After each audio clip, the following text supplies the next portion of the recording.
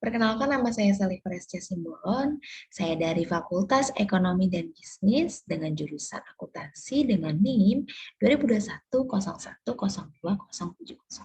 Di sini saya akan mempresentasikan tentang keterampilan berbicara dalam konteks formal, yang mana ini merupakan suatu ujian akhir semester dari mata kuliah Bahasa Indonesia dengan dosen pembimbing saya, yaitu Ibu Nur Indah Yusari, SPD MO.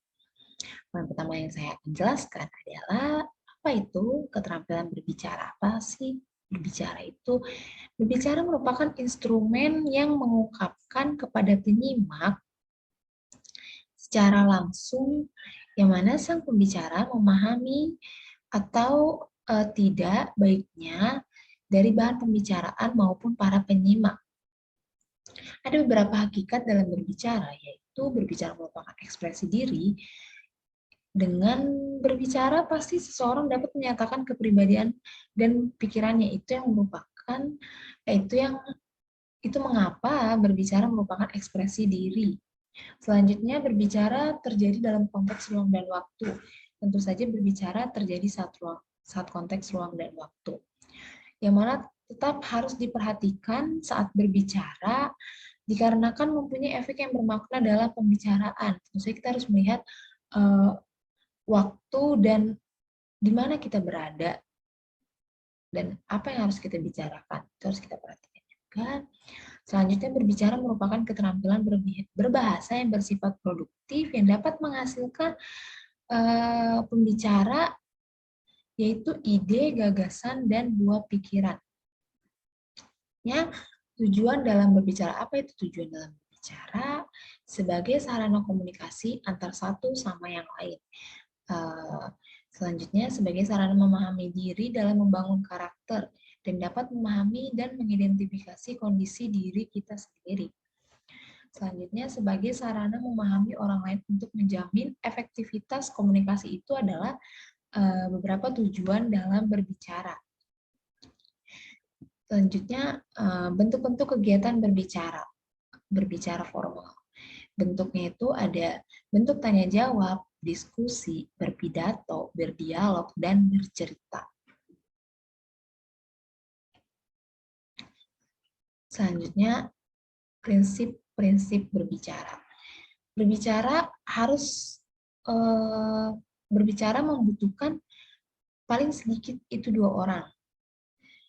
Berbicara juga harus menggunakan sandi-sandi yang sama-sama 2 orang itu mengerti atau lebih, 2 orang atau lebih, pasti harus sama-sama mengerti apa yang pembicara itu berikan. Selanjutnya, menerima suatu referensi umum. Saat pembicara berbicara, tentu saja penyimak harus menerima suatu referensi dari pembicara ini. Jadi menerima ibaratnya pelajaran lah. Materi juga kita harus pahami kan. Juga berhubungan dengan masa kini, karena masa kini tentu saja pencakupannya sangat luas. Dan itu adalah beberapa prinsip-prinsip berbicara. Selanjutnya ada jenis-jenis berbicara. Jenis-jenis berbicara ini berbicara untuk penghiburan, untuk penggerakan, dan bicara juga untuk menstimulasi, menginformasikan, dan meyakinkan. Itu adalah jenis-jenis berbicara. Keefektifan berbicara. Keefektifan berbicara ini bisa kita lihat dari ketepatan saat berbicara, yang mana bunyi bahasa tidak tepat atau cacat pasti akan menimbulkan kebosanan, tidak menyenangkan, dan kurang menarik, sehingga dapat mengganggu komunikasi, yang mana komunikasi ini bisa menjadi komunikasi yang sangat aneh didengar oleh penyimak, tentu saja.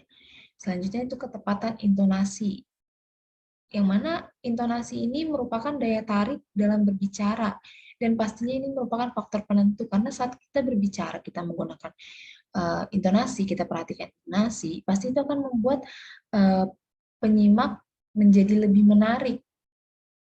Jadi ketika masalah yang dibicarakan mungkin kurang menarik dan kurang membuat kita jadi antusias gitu, tapi jika penempatan intonasi yang sesuai, pasti itu akan menjadi menarik. Pendengar pun pasti, penyimak pasti jadi menarik lah, meskipun masalahnya itu kurang menarik. Ini bicarakan kurang menarik. Gitu. Keefektifan berbicara selanjutnya yaitu pilihan kata atau diksi. Saat kita berbicara, tentu kita harus memilih kata yang tepat. Jika kita berbicara dengan seseorang, kita harus lihat dengan siapa kita berbicara. Baiknya digunakan dengan bahasa asing, baiknya digunakan dengan bahasa yang formal. Ya karena itu pasti akan menjadi penghambat dari kelancaran komunikasi kita. Ketika kita menggunakan bahasa asing dengan orang yang tidak mengerti bahasa asing, tentu saja dia pasti akan menjadi pasti kan tidak mengerti, dan itu pasti akan menjadi penghambat dalam komunikasi. Dan selanjutnya yaitu kelancaran, di mana kelancaran ini ketika kita berbicara cepat, kita berbicara seperti tidak jelas, terdengar tidak jelas, itu pasti akan mengganggu juga, mengganggu kegiatan berbicara. Pembicara yang berbicara terlalu cepat akan membuat pendengar kesulitan dan menangkap pokok isi pembicaranya. Jadi ketika kita menyampaikan sesuatu dengan atau dengan bahasa yang tidak jelas, itu akan mengganggu kelancaran, akan mengganggu keefektifan berbicara. Selanjutnya yaitu faktor-faktor penunjang saat berbicara. Ada beberapa faktor yaitu ketepatan saat berbicara, penempatan nada dan durasi yang sesuai, pemilihan kata, ketepatan penggunaan kalimat, serta tata bahasanya, dan sasaran pembicaraan. Faktor penghambat kegiatan berbicara.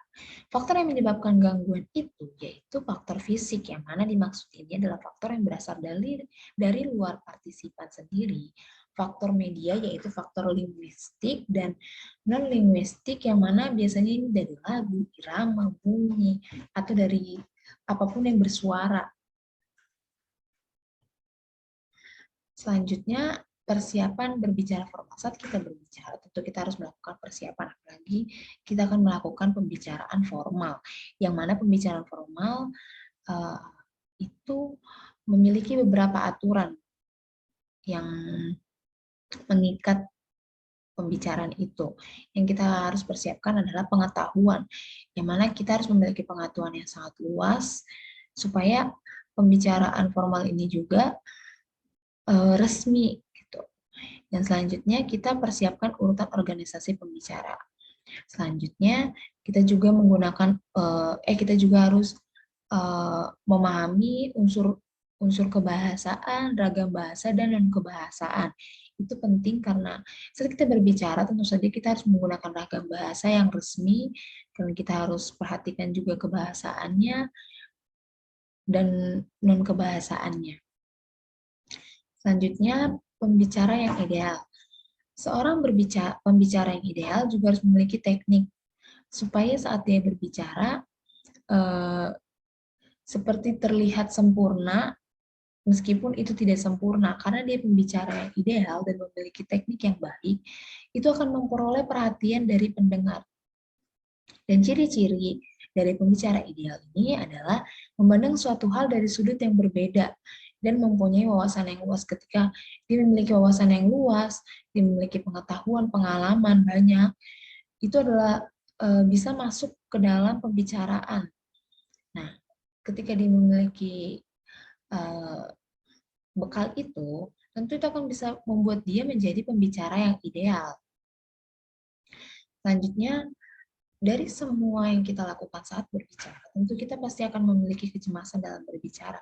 Karena kita berbicara tentu saja bukan hanya dengan orang terdekat kita, bukan hanya dengan orang yang kita kenal. Ketika kita berada di sekolah, mungkin ketika kita berada di pekerjaan, ketika kita berada di luar, di depan umum, tentu kita akan berbicara dengan orang yang kita tidak kenal. Dan itu akan membuat kita gelisah, cemas, takut, khawatir, karena ketakutan, kegelisahan, dan kekhawatiran itu akan mempengaruhi kita. Jadi ketika kita cemas, ketika kita gelisah, maksudnya apa yang telah kita persiapkan, materi semua yang telah kita persiapkan, telah kita latih, semua itu mungkin saja bisa langsung hilang dan kita langsung menjadi diam dan tidak tahu harus berbuat apa.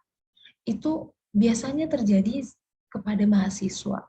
Karena saya dulu sekolah juga sering melakukan aspirasi gitu di depan umum, di depan kelas, seperti kita harus memberi jawaban kita, kita dilatih untuk kita public speaking kita gitu. Tapi ada beberapa orang yang sangat takut untuk melakukan pembicaraan di depan umum, dan itu membuat dulu guru saya, BK saya, itu sampai sering banget masuk orang untuk mengatasi bagaimana sih cara mengatasi kecemasan ini, karena berbicara di depan umum itu pasti kita bawa sampai kita selanjutnya, tidak hanya di sekolah, pasti nanti ketika kita keluar dari sekolah, mungkin ketika kita berada di depan umum atau berada di depan keluarga, tentu saja kita harus melakukan pembicaraan. Karena jika kita hanya diam-diam saja, kita kan manusia sosial tentu saja kan. Kita sampai pada kesimpulannya, jadi semua dari pembicaraan yang tadi saya sampaikan itu dapat disimpulkan bahwa berbicara itu adalah suatu tanda yang dapat didengar atau audible dan terlihat visible yang menggunakan sejumlah otot tubuh untuk maksud dan tujuan gagasan atau ide yang dikombinasikan, yang dicampur atau disamakan. Berbicara juga suatu bentuk perilaku manusia menggunakan beberapa faktor, seperti fisik, psikologis, neurologis, semantik, linguistik, dan non-linguistik. Dan persiapan apa sih yang dapat kita lakukan saat kita berbicara formal, saat kita berbicara resmi? Tentu saja kita harus mempersiapkan pengetahuan kita harus mempersiapkan materi kita harus mempersiapkan unsur-unsur kebahasaan kita, dan kita harus menguasai itu semua. Kita juga harus mempersiapkan pengkajian unsur non-kebahasaan kita dan kebahasaan kita, dan ragam bahasa kita harus kita kuasai. Pengalaman materi-materi juga itu perlu kita persiapkan saat kita melakukan pembicaraan formal. Dan saran yang dapat saya berikan, yang bisa saya sampaikan, saat kita berbicara di depan umum, kita harus melakukan pelatihan terlebih dahulu.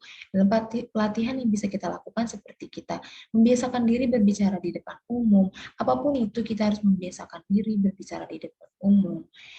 Perbanyak diskusi dengan kelompok lain, mungkin kelompok lain tapi masih satu studi sama kita. Biasakan diri dalam berpikir positif juga, karena itu akan membantu kita untuk berbicara menjadi pembicara yang ideal. Dan aktif dalam kelompok diskusi itu berguna untuk kita menambah dan membekali diri kita sendiri untuk pengetahuan dan keterampilan secara umum. Dan yang perlu kita pahami adalah pengucapan kita, bunyi artikulasi saat menyampaikan pikiran, gagasan, dan perasaan dengan baik. Terima kasih atas perhatiannya. Sekian presentasi saya, kurang lebihnya saya mohon maaf. Terima kasih.